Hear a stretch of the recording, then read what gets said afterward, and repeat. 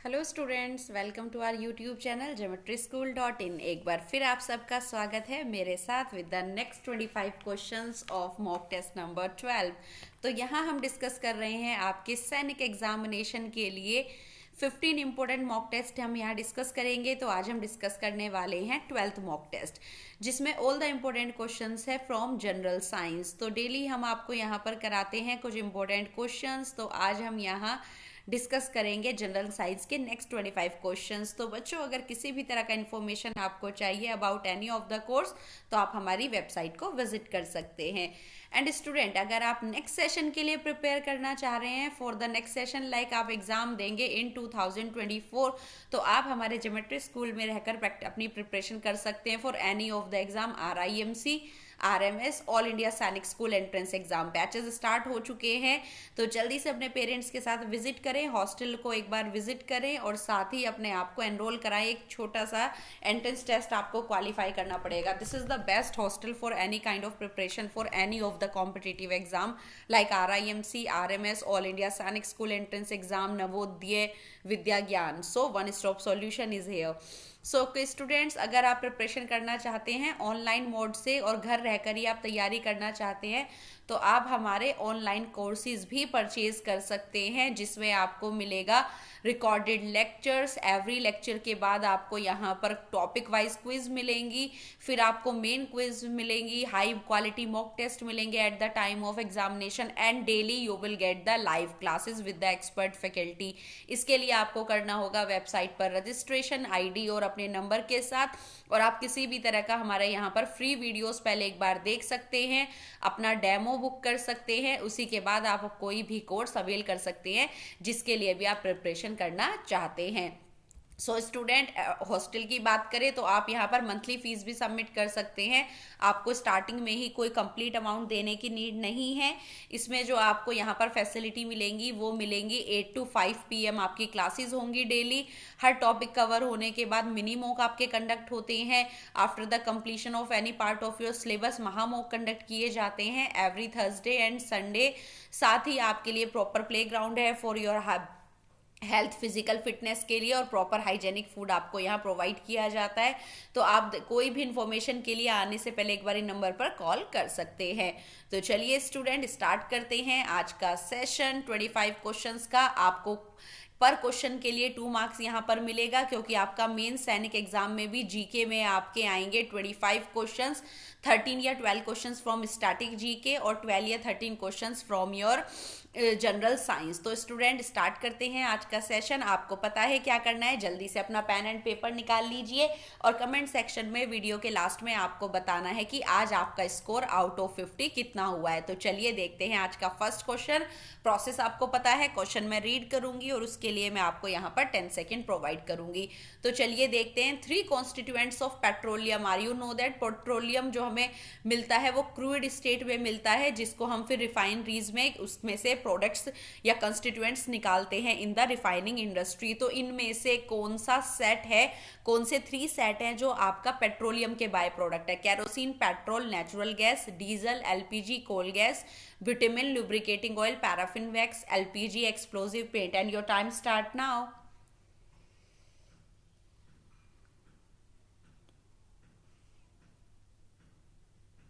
And your time up. तो यहाँ पर जो 3 पेट्रोलियम के कॉन्स्टिट्यूएंट्स हैं वो है हमारे vitamin, lubricating oil, paraffin wax. These are the by products of petroleum when you will refine it into the refineries.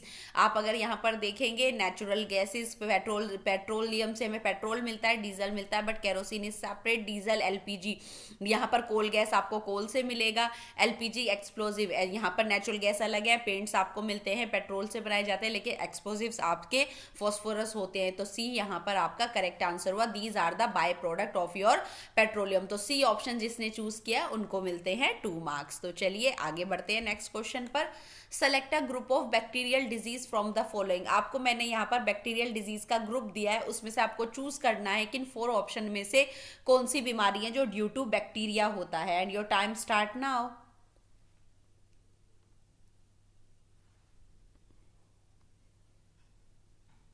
And time up. तो यहाँ पर जो आपको बतानी है बैक्टीरियल डिजीज मीन्स जिस डिजीज को बैक्टीरिया कोज करता है। तो आई होप आप सबने करेक्ट चूज किया होगा। Chicken pox, polio, both these are viral disease, virus से होने वाली बीमारी है।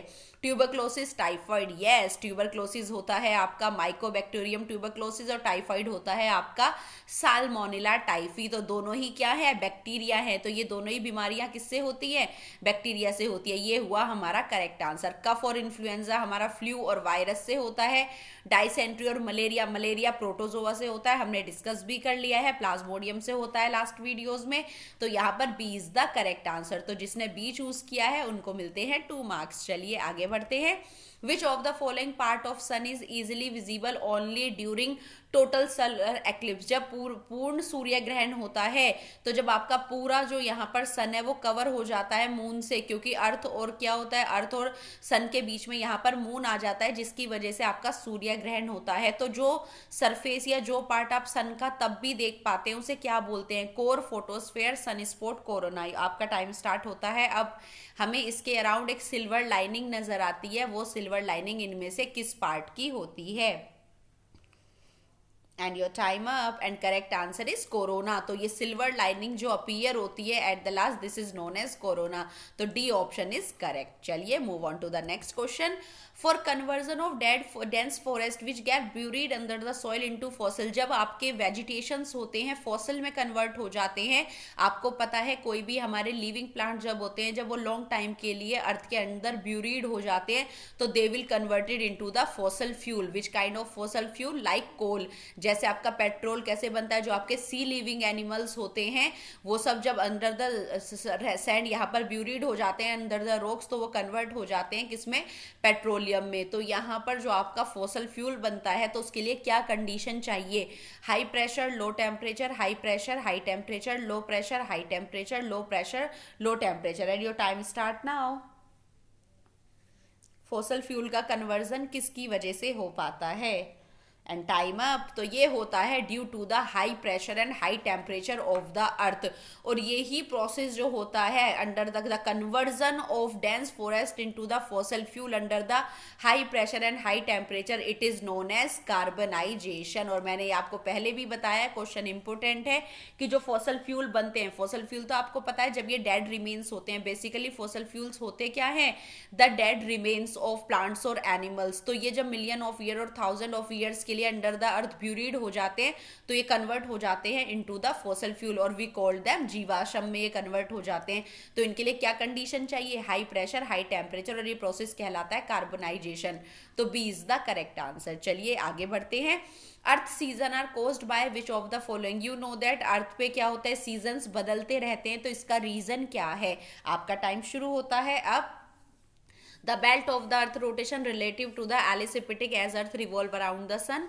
The varying amount of sun support activity. The earth orbit around the sun is circle rather than elliptic. और आपका टाइम होता है अब। तो यहाँ पर क्या रीजन है, आप जानते हैं कि जो आपकी अर्थ है वो अपने एक्सिस पर बिल्कुल सीधी नहीं है, 23 हाफ डिग्री क्या है, वो थोड़ी सी टिल्टेड है। तो इसी टिल्टनेस की वजह से जब ये सन के चारों तरफ चक्कर लगाती है, इसी की वजह है यहाँ पर सीजन होते हैं। और ये किस पाथ में घूमती है, एलिप्टिकल पाथ में घूमती है, बिल्कुल राउंड नहीं।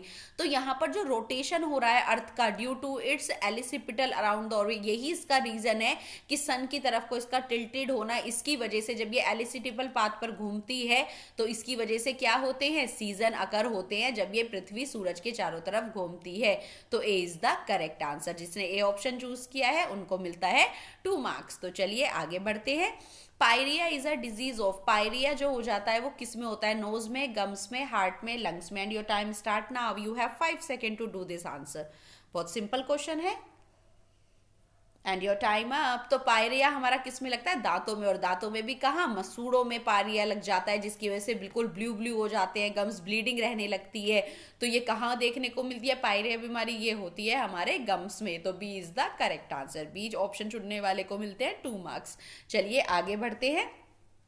The resources which are found everywhere are known as. जो रिसोर्सेज इजीली हर जगह अवेलेबल हो जाते हैं उनको क्या कहते हैं, ubiquitous resources, non renewable resources, human made resources, none of these. And your time start now.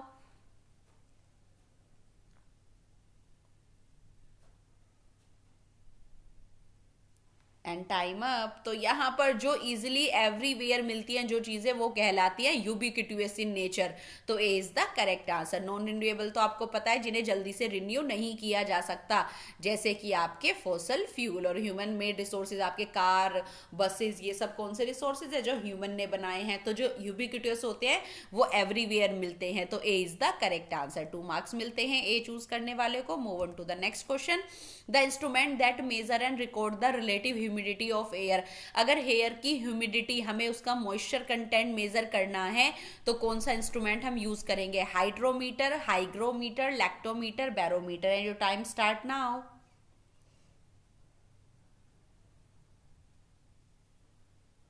And time up. तो बेसिकली जो डिवाइस या इंस्ट्रूमेंट यूज किया जाता है एटमॉस्फेयर की, यहाँ पर एयर की ह्यूमिडिटी नापने के लिए, हमें क्या नापनी है? Humidity of air. तो यहाँ पर करेक्ट आंसर है हाइग्रोमीटर, तो B is the correct answer. Hydrometer की बात करें तो ये यूज होता है to measure the relative density of water. Hydro मतलब लिक्विड, तो अगर हमें वाटर की लिक्विड डेंसिटी चेक करनी है तो हम क्या यूज करेंगे? हाइड्रोमीटर। लैक्टीमीटर क्या यूज करता है? To measure the density of milk, की मिल्क की जो डेंसिटी है कितनी है। बैरोमीटर आपको पता है it is a device to measure the atmospheric pressure, की जो हमारे ऊपर एटमॉस्फेयर का एक प्रेशर लगता है उसको नापने के लिए होता है बैरोमीटर। तो हमारा यहाँ पर इंस्ट्रूमेंट जो ह्यूमिडिटी मेजर करेगा एयर की वो है हाइग्रोमीटर, और इसका ग्राफ जो आता है वो किस पे आता है? हाइग्रोस्कोप पर। तो यहाँ पर आपका बी करेक्ट आंसर हुआ। बी ऑप्शन चूज करने वाले को मिलते हैं 2 मार्क्स। चलिए आगे। Which of the following is use to freeze food. आप जब फूड को यहाँ पर स्पॉइल होने से बचाने के लिए हम उन्हें बड़े बड़े कोल्ड स्टोरेज में फ्रीज करके रखते हैं, तो फ्रीज करने के लिए इनमें से क्या यूज किया जाता है? You have 5 seconds to choose your answer. Hydrogen, liquid nitrogen, liquid hydrogen या नाइट्रोजन।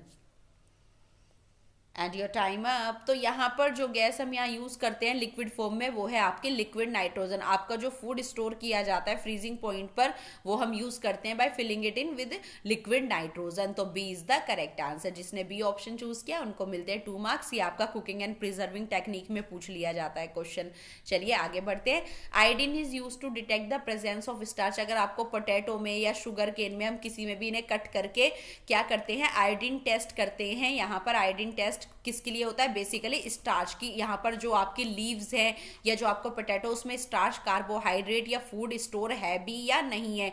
तो अगर होता है तो ये टेस्ट कौन सा कलर देता है? तो कौन सा कलर शो करता है कि इस वाले सब्सटेंस के अंदर स्टार्च है या नहीं? Your time start now. Red colour, green colour, blue black colour या कलरलेस।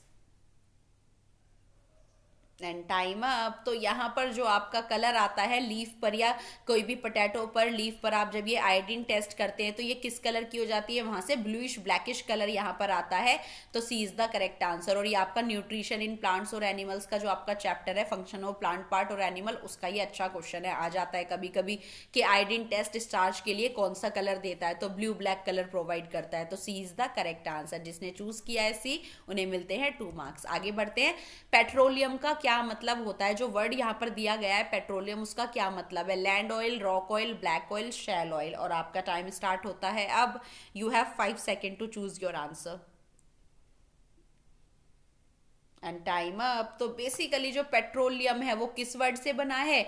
ये लेटिन भाषा के शब्द से बना है जिसमें पेट्रोलियम का मतलब होता है, petra means rock and oleum means oil. तो यहाँ पर इसलिए इसे क्या कहेंगे?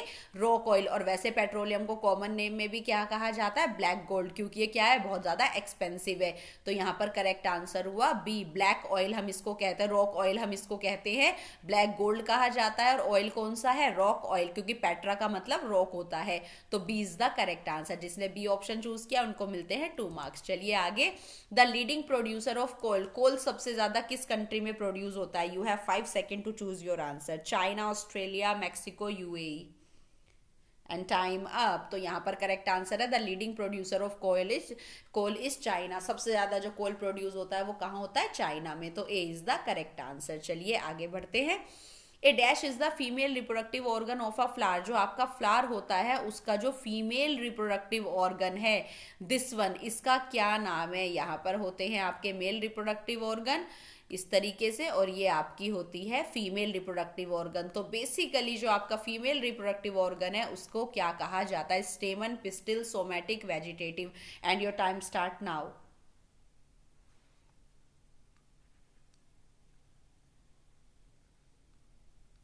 And time up. तो यहाँ पर जो आपका फीमेल रिप्रोडक्टिव पार्ट है उसको कहा जाता है पिस्टिल, और जो आपका ये मेल रिप्रोडक्टिव पार्ट होता है इसको कहा जाता है स्टेमन। बेटा फ्लावर ऑफ पार्ट यहाँ पर आता है एग्जाम में। पिस्टिल की हम बात करें तो इसके 3 पार्ट होते हैं, स्टिग्मा, स्टाइल एंड ओवरी। ये तीनों पार्ट फीमेल गैमीट के हैं, तो यहाँ पर फीमेल रिप्रोडक्टिव पार्ट के, तो ये आ गया आपका स्टिग्मा, स्टाइल, और ये हो गई है सोलन पार्ट ओवरी। और स्टेमन की बात करें तो इसके अंदर होता है आपका एंथर प्लस फिलामेंट, ये दोनों मिलके क्या बनाते हैं मेल रिप्रोडक्टिव पार्ट का। ये रहे एंथर और ये स्टिक लाइक स्ट्रक्चर जो होती है ये होती है फिलामेंट। तो ये आपका स्टेमन male reproductive part and pistil is the female reproductive part. तो ये तो आपका मेल रिप्रोडक्टिव पार्ट हो गया, पिस्टिल आपकी फीमेल रिप्रोडक्टिव पार्ट हो गई। तो B is the correct answer. तो इस कंप्लीट पोर्शन को हम बोलते हैं पिस्टिल। तो बी ऑप्शन जिसने चूज किया उनको मिलते हैं 2 मार्क्स। तो चलिए आगे बढ़ते हैं। The roots, stem, branches and leaves of the plant are its dash part. जो किसी भी पार्ट का प्लांट होता है, प्लांट का जो पार्ट होता है, यहाँ पर स्टेम, लीव्स हो गई हैं, रूट्स हो गई, उसकी लीव्स, ये सारे पार्ट क्या कहलाते हैं? Gametic part, somatic part, vegetative या pistil? And your time start now.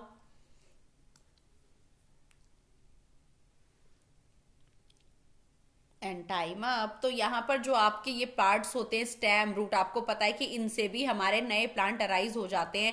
जैसे ब्रायोफाइलम के नए प्लांट उसकी लीफ से ही आ जाते हैं। इसी तरह से पोटैटो जो है मॉडिफाइड स्टेम है, उससे ग्रोथ हो जाती है।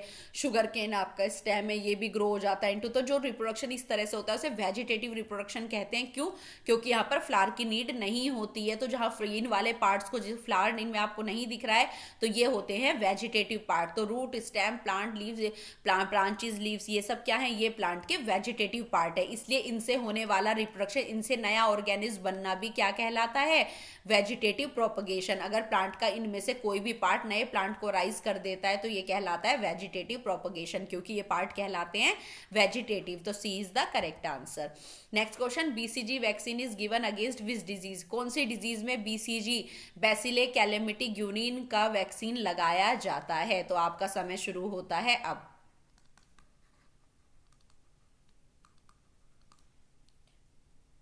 Time up. तो यहाँ पर जो आपका करेक्ट आंसर है ट्यूबरक्लोसिस, टीबी के लिए यहाँ पर जो आपको इंजेक्शन या वैक्सीन दिया जाता है बेबी को विद इन 24 आवर्स, तो वो होता है बीसीजी वैक्सीन। तो ये किसके लिए होती है? टीबी के लिए या ट्यूबरक्लोसिस। तो B is the correct answer. B option choose करने वाले को मिलते हैं 2 मार्क्स। चलिए आगे बढ़ते हैं। Diabetes is due to the malfunctioning of dash. कौन सा ऑर्गन है या कौन सा पार्ट है, कौन सी ग्लैंड है जो अपने फंक्शन प्रॉपर नहीं करती? तो डायबिटीज हो जाता है adrenal gland, pituitary gland, heart, pancreas. And your time start now.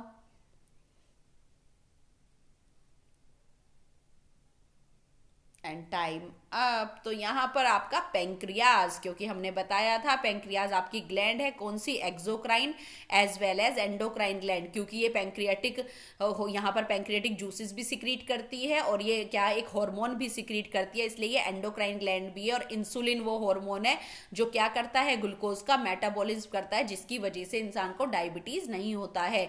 तो D is the correct answer. अगर ये माल फंक्शनिंग करेगी, अपना फंक्शन प्रॉपर नहीं करेगी, तो क्या हो जाएगा? डायबिटीज हो जाएगा। तो जिसने डी ऑप्शन चूज किया उनको मिलते हैं 2 मार्क्स। चलिए आगे।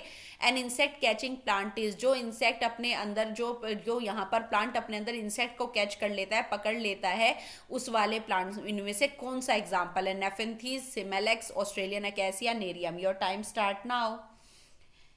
बेसिकली ये हमारे इंसेक्ट ईटिंग प्लांट होते हैं जो अपने नाइट्रोजन के लिए इंसेक्ट को लेते हैं। And your time up. तो ये इंसेक्ट ईटर प्लांट होते हैं क्योंकि उनसे नाइट्रोजन एक्सेप्ट करते हैं। तो इनमें से कौन सा एग्जांपल है?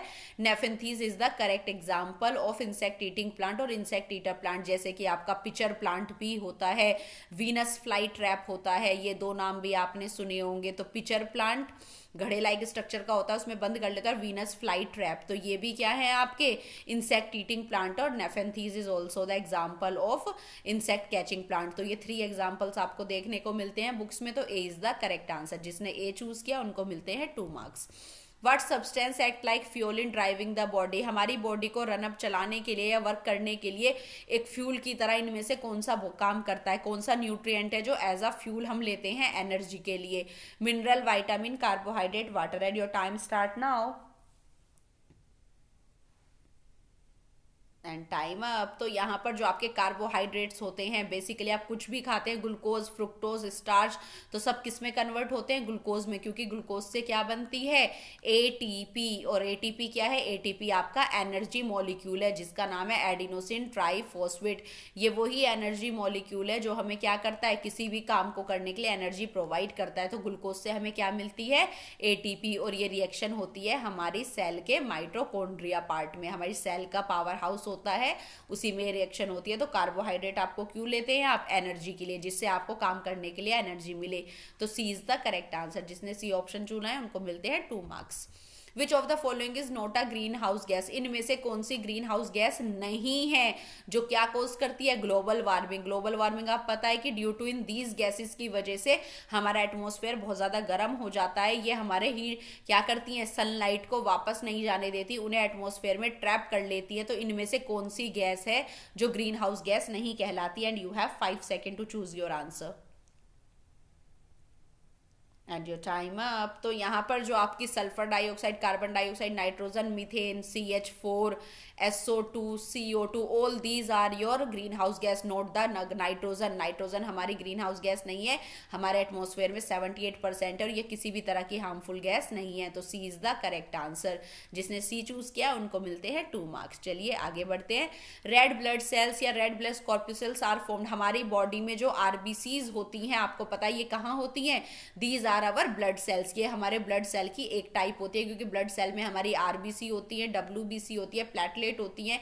और आरबीसी का ही काम होता है हीमोग्लोबिन को बाइंड करा के पूरी बॉडी में रन अप कराना सारे न्यूट्रिएंट्स के लिए। तो आरबीसी हमारी हेल्प करती है ऑक्सीजन को बाइंड करने में।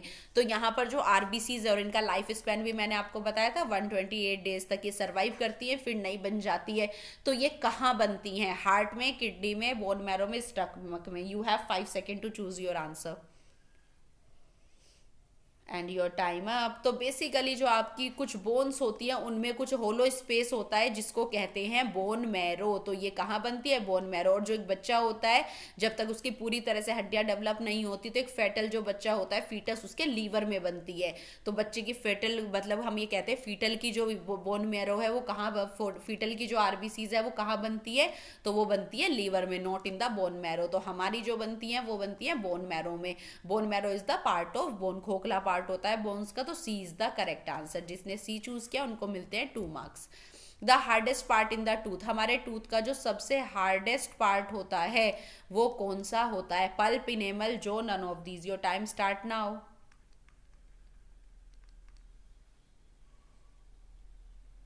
And time up. तो सबसे जो टफेस्ट पार्ट होता है ऊपर का, that is the calcium carbonate का बना, and this is enamel. Enamel is the toughest part of our tooth. तो B is the correct answer. तो 2 मार्क्स मिलते हैं बी चूज करने वाले को। चलिए आगे बढ़ते हैं। The anti malarial drug क्यूनोन is from a plant. The plant is, किस प्लांट से ये हमें ऑब्टेन्ड होती है? किस प्लांट से हमें एंटी मलेरियल, मतलब जो मलेरिया हमें हो जाता है तो उसमें एक हम दवाई खाते हैं क्यूनोन, तो ये किस प्लांट से ऑब्टेन्ड होती है? And your time start now. Eucalyptus, neem, cinnamon, cinchona. बहुत इंपॉर्टेंट क्वेश्चन है बच्चों ये। And your time up. तो यहाँ पर जो आपकी बार्क होती है किस प्लांट की? Bark of the cinchona tree. Cinchona tree से ये हमें ऑब्टेन्ड होती है एंटी मलेरियल ड्रग। मलेरिया की बीमारी में इसे खाया जाता है। इसी की क्लोरोक्विनोन टैबलेट्स बनती है मलेरिया के टाइम पर, जो किसी को अगर मलेरिया हो जाता है तो उसको ट्रीट करने के लिए। तो D is the correct option. 2 marks मिलते हैं जिन्होंने बार्क ऑफ चिंचोना यहाँ पर चूज किया। और किससे बनती है? बार्क से बनती है, उसकी छाल से बनती है। Who developed a reading system for visually challenge person. जो देख नहीं पाते, देख नहीं सकते, जिनकी दिव्य दृष्टि नहीं होती है, उनके लिए एक रीडिंग का स्क्रिप्ट बनाया गया है। तो वो स्क्रिप्ट किसने बनाया था? उस स्क्रिप्ट का नाम भी मैं आपको बताऊंगी अभी। तो पहले आप नेम चूज करिए कि किस पर्सन ने उसको बनाया है। Edward Jenner, Galileo, Louis Braille, Christopher Michael. And your time up. तो यहाँ पर आपका हो गया है Edward Jenner, Galileo, Louis Braille, Christopher. तो correct answer is Louis Braille. और इस स्क्रिप्ट को क्या कहा जाता है? ब्रेल स्क्रिप्ट हम इसको बोलते हैं। जो लोग देख नहीं सकते उनके लिए डोटेड होता है, इनमें 63 डोटेड्स का कलेक्शन होता है। 63 डोट्स को यहाँ पर यूज करके इनकी पूरी लिपि लिखी जाती है, पूरा स्क्रिप्ट लिखा जाता है। इसको कहते हैं ब्रेल स्क्रिप्ट। इससे उभरे हुए अक्षर को पढ़ के जो देख नहीं सकते वो आराम से इससे पढ़ सकते हैं। तो यहाँ पर किसने बनाया? लुइस ब्रेल, जो खुद एक ब्लाइंड पर्सन थे, उन्होंने इसकी खोज करी थी। तो यहाँ पर सी इज द करेक्ट आंसर। आगे बढ़ते हैं। The young one of zebra, zebra के यंग वन को क्या कहा जाता है? बच्चों एक क्वेश्चन एवरी ईयर आता है आपका इस चैप्टर से, यंग वन ऑफ एनिमल्स। यहाँ पर एनिमल के बेबीज का नाम आपसे पूछा जाता है, तो बताएंगे ज़ेब्रा के बेबी को क्या कहा जाता है। And you have 5 second to choose your answer. And time up. तो यहाँ पर जो करेक्ट आंसर है फोल, कोल्ट, चिक या कब। तो क्या बोलते हैं? बेसिकली हॉर्स के बेबी को हम फोल भी और कोल्ट भी बोलते हैं। चिक तो हैन का बेबी को भी बोलते हैं। कब तो लोयन का भी होता है, टाइगर का भी होता है, बियर के बेबी को भी कब बोलते हैं। तो हमारा ज़ेब्रा का जो बेबी होता है उसको क्या बोलते हैं? उसको हम फोल बोलते हैं। तो A is the correct answer. तो जिसने ए ऑप्शन चूज किया उनको मिलते हैं 2 marks. Larry Page and Sergey Brin are well known for. Larry Page और सर्गी बर्नियर किसके लिए जाने जाते हैं? Creator of Bluetooth device, stem cell, founder of Google, founder of Facebook. And your time start now.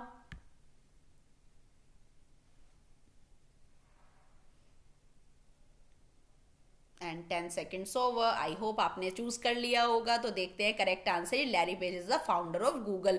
Google के जो founder हैं, जिन्होंने इस सर्च इंजन का डेवलपमेंट किया है, फाउंडर हैं इस सर्च इंजन के, गूगल क्रोम के, वो कौन है? Larry Page and Sergey Brin. तो C is the correct answer. जिसने सी ऑप्शन चूज किया उनको मिलते हैं 2 मार्क्स। तो स्टूडेंट्स, आई होप आपको आज के क्वेश्चंस भी अच्छे लगे होंगे। तो 25 इंटू 2 इज 50। आप मुझे अपना स्कोर बताएंगे। वीडियो को ज़्यादा से ज़्यादा लाइक करें, अपने फ्रेंड्स के साथ शेयर करें, और कमेंट सेक्शन में हमेशा की तरह मुझे आज भी अपना स्कोर बताएंगे, और ये भी बताएंगे आपको आज के क्वेश्चन कैसे लगे। आई होप ये 15 टेस्ट आपको बहुत ज़्यादा हेल्प करने वाले हैं। 12 तक आज आपके टेस्ट हो गए हैं, जीके मॉक टेस्ट। प्लीज़ जिसने इन वीडियो को अभी तक नहीं देखा वो भी देख लीजिए, और ये वाले क्वेश्चन बहुत ज़्यादा आपको हेल्प करेंगे। और हमें कमेंट सेक्शन में जरूर बताना जब आप पेपर दे के आएंगे कि ये सीरीज आपको कितना हेल्प की है। तो बच्चों, कोई भी जानकारी लेनी हो तो आप हमारी वेबसाइट को विजिट करें, और साथ ही यहाँ पर इन नंबर पर आप कॉल करके अपने एडमिशन को कंफर्म करा सकते हैं if you want to prepare for any of the exam. So student, channel को सब्सक्राइब करना ना भूलें। And thank you, bye bye. मिलती हूँ नेक्स्ट मॉक टेस्ट के साथ। Bye bye.